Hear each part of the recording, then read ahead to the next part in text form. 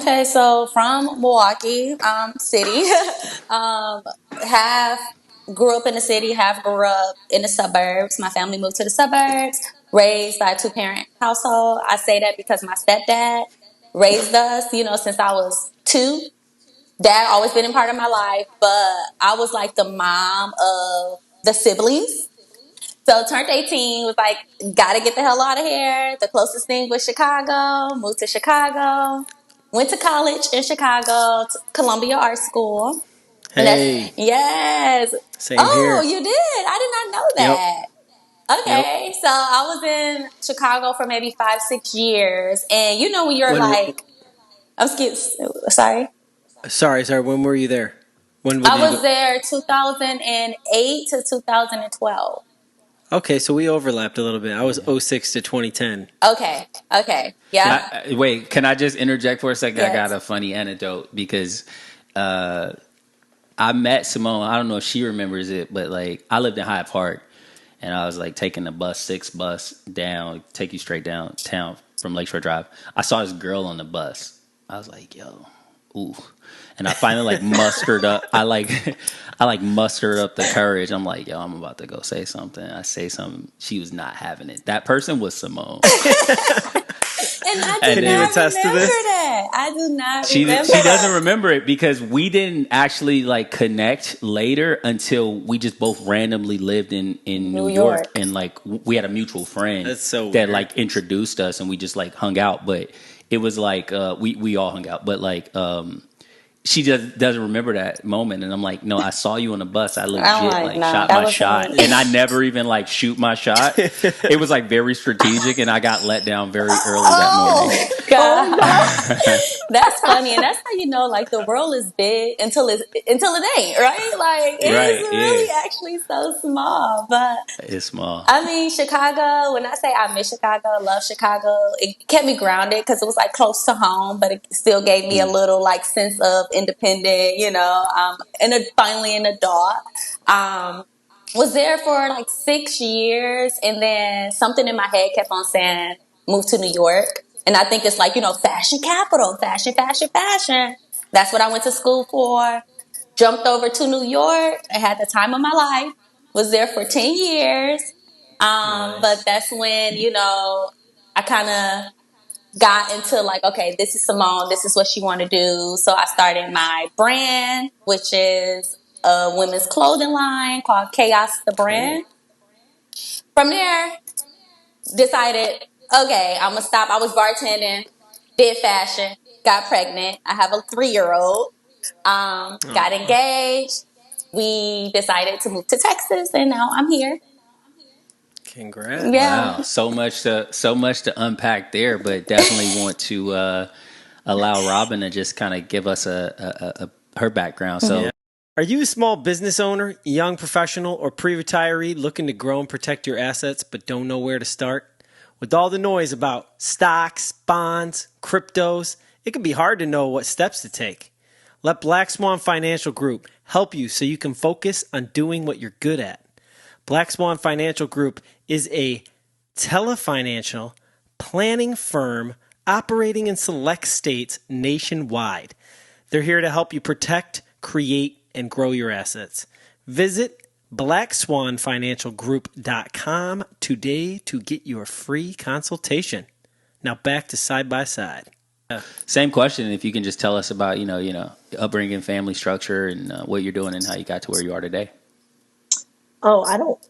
Simone killed it. But I I was born in LA, Long Beach. We lived in the valley. LBC, what's up, man? LBC. Hey, listen, that's like honestly, anytime I would go to LA, that's where I would spend my time mostly, like in the LBC, just kind of like right on like I guess like Ocean and Glendora. Yeah, it's the best. You'll It's never beat it. that's Although I true. haven't been back since I was like 10.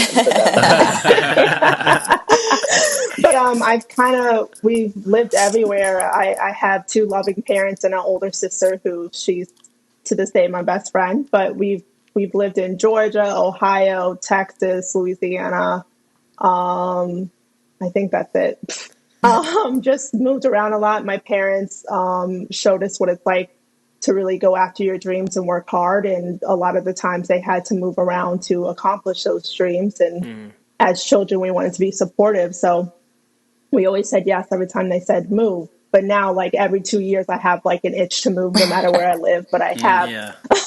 lived in New Orleans for since 2012 now. And I do love it here. It's amazing. But just, I'm a nurse. I went to school in Texas, in Houston, and I've been a nurse for over a decade. Jesus Christ, just said that. And I've worked a whole bunch of nursing jobs, and had the pleasure of taking care of people, helping them get better, and some didn't, and that's a part of the game. But now I'm a supervisor at a healthcare insurance company and work from home. And I honestly, it was by the grace of God I got here. I don't know how I got here. It was just, I guess, angels on earth looking out for me, and a lot of hard work and a lot of hours, you Yeah. know? Yeah, that's awesome. Robin and I actually knew each other from childhood. So when Robin moved to Ohio in middle school, we went to the same.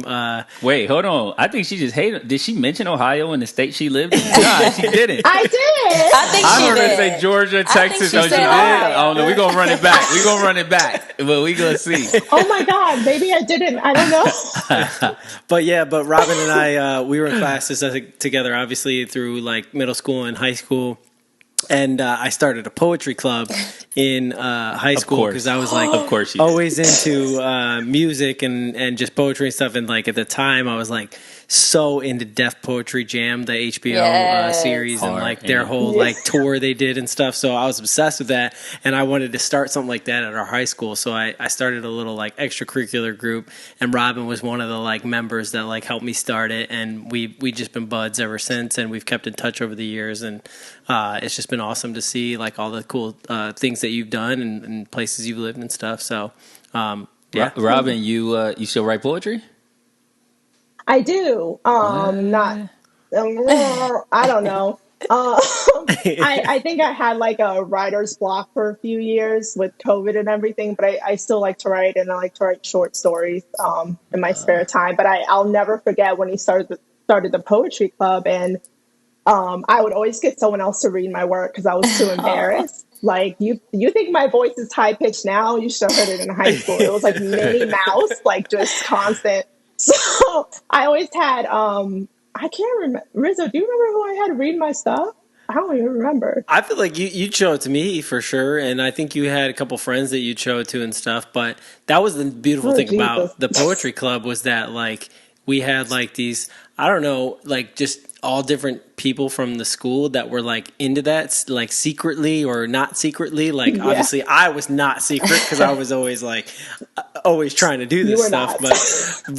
but it was cool to just like see people just like pop in on a random day and like do their thing, and you did your thing, and it was just like that kind of like those moments in life for me are the most rewarding. Just like seeing people kind of like come out of their shell and like do, their art, or like open up at work, or like in a friend group or whatever. And that's the kind of stuff I want to create, and that's what we try to do with this podcast. So Yeah. So is like, can we find it anywhere? the poetry. The poetry? Like any of your art? No, you don't publish it. Absolutely not. No, I'm actually for like over 10 years that I kept saying I want to do like a short story blog and post and just let people comment or share their work. But that has not happened yet. Maybe it still will. Who knows? I don't know. But it's fun to get things off your chest, especially when sometimes you feel like you can't express yourself verbally to others. It's just best to put pen to paper, Yeah. No, Are you looking to fully brand or rebrand your business? Graphic designer Molly Williams is ready to take your brand to the next level with high quality logo work, web design, and amazing jaw-dropping marketing materials. You can follow him at graphic.mw on Instagram to book a consultation to get started. I think it's super important, and this is stuff that we've talked about previously on the podcast, just, having a creative outlet. And so I know, Simone, you're an artist, what's the importance of like having a creative outlet for you? I mean, I think it's just something that just keep me sane, especially with like everything going on in the world. It's like, okay, get back to the art. Like, it's important. Like, to the point, it's like, even if I don't have to work on it, I do, like, for my mental, So it's like, just, to me, it's like you feeding that child that's still inside you. So it's very important. It's like when you wake up and brush your teeth, I feel like I practice like every Friday or, every Tuesday. It's like, okay, do something that have something to do with art, even if it's like taking yourself on like an Hold art on, date. wait. So are you saying you only brush your teeth on Tuesdays and Fridays? I mean, something that They you look can pretty white. They are right. I mean, I brush my teeth every day. No, I So mean, you should be working on the art every day then, I right? should be. I should be.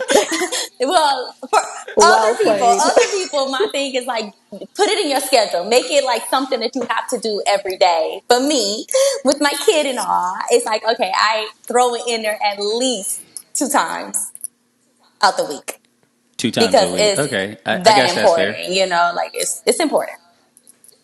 So I'm not a mother. I don't think I'm ever going to be a mother. I don't know. It's a new world we live in, so there's a Maybe. possibility. But as of today, I don't think so. And what's that like? Like, you have a child. You say he's 3 or she's 3. I don't know. I do know, but for the listeners, they don't know. So, like, how do you balance like parenting and also being an artist? I think I'm in the midst of learning that. Like that's what I'm doing, and that's why I say 2 times out the week when it should be 5 days, if that's what I love to do. But I'm trying to balance being a mom and being like teaching him and showing him the world while still doing the things that I love that was before him. And I'm like, woo, 24 hours is just not enough. It's just not enough. But I mean, it's hard. I tell people like, listen, take your time, kids. We can always have kids. Take your time. No, that's not true. Yes, you can can't always always have kids. kids. No, you can take your time, but you Yes, can't always you have can kids. always have kids. true. Why not? I mean, I guess that's Well, true. It's it's through depending- technology and or stuff, like so technically I you don't can. necessarily have to birth them, but if I, I can adopt a kid. I can have a surrogate. So Yeah.